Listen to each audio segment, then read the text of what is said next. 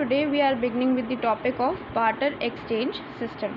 अब barter exchange system में क्या होता है कि हम goods को देते हैं in return of getting goods को देते हैं in return of getting goods. जैसे हम अभी क्या होता है we give money और फिर हमें goods in return मिलते हैं. In barter exchange system हम goods देते हैं और हमें goods in return मिल जाते हैं, right? तो now let's begin with the definition of barter exchange system. In the beginning of human civilization, human needs were simple and limited. Therefore, people used to exchange goods for goods. जब human civilisations की शुरुआत हुई तो humans की जो needs थी वो बहुत ही सिंपल थी और लिमिटेड थी, इसलिए लोग अपने गुड्स के अगेंस्ट एक्सचेंज कर लेते थे. और and such an exchange system where goods and services where there is a barter of goods and services, यानी कि exchange of goods and services, then such an economy is called as a barter और CC economy.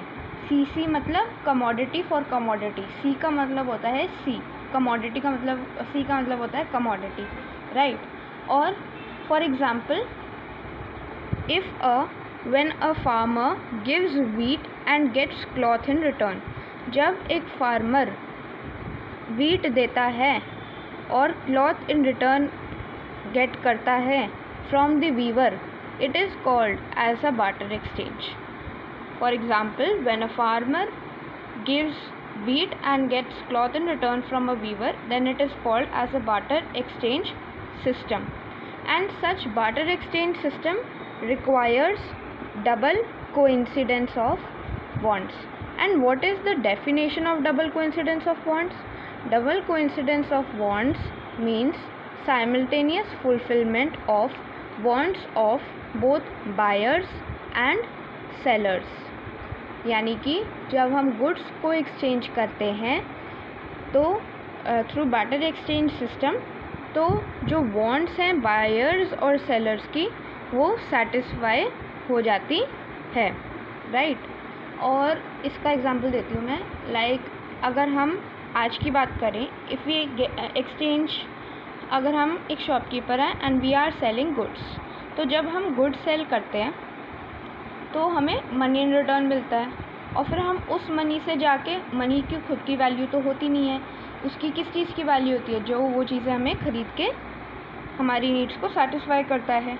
तो जब हमें money मिलेगा, हम market गए और हमने एक गुड ले लिया, तो उससे हमारी जो वांट है वो सेटिस्फाई हुई. तो लेकिन इसके लिए हमें पहले गुड को बेच के पैसे लेने पड़े, फिर पैसे से जाकर हमने गुड लिया. लेकिन एक बार्टर एक्सचेंज सिस्टम में डबल कोइंसिडेंस ऑफ वांट्स में क्या बार्टर सिस्टम में क्या होता है कि हम गुड्स को बेचते हैं और गुड्स इन रिटर्न मिलता है. तो हमारी जो वांट है वो सेटिस्फाई हो जाती है एक बार में, बोथ बायर्स एंड सेलर्स की, राइट. उसके बाद इन द अबव एग्जाम्पल, अब हम इसको अबव एग्जाम्पल से समझते हैं. जो फार्मर है उसकी सेटिस्फाई हो गई डिमांड फॉर गेटिंग क्लॉथ, और जो वीवर है उसकी सेटिस्फाई हो गई demand for wheat, right. And however, it is very difficult to find such double coincidence of wants in a real life and it leads to huge trading cost. यानी कि अगर मैं यहाँ पे रीजन ए में रह रही हूँ और दूसरा एक पर्सन है जो पर्सन रीजन बी में रह रहा है और हम दोनों की डबल कोइंसिडेंस ऑफ वांट्स हो रही है, लेकिन बहुत ज़्यादा डिस्टेंस है, वो पर्सन कहीं और रह रहा है और मैं कहीं और रह रही हूँ, तो हम दोनों को मतलब गुड्स एक्सचेंज करने के लिए बहुत ज़्यादा ट्रैवल करना पड़ेगा, उससे ट्रेडिंग कॉस्ट लग जाएगी हमारी, राइट. उसके बाद है that with rise in economic activities the barter system, the exchange through barter system has become even more complicated and difficult. So that is why we have adopted the modern way of carrying out the exchange, that is by utilizing money.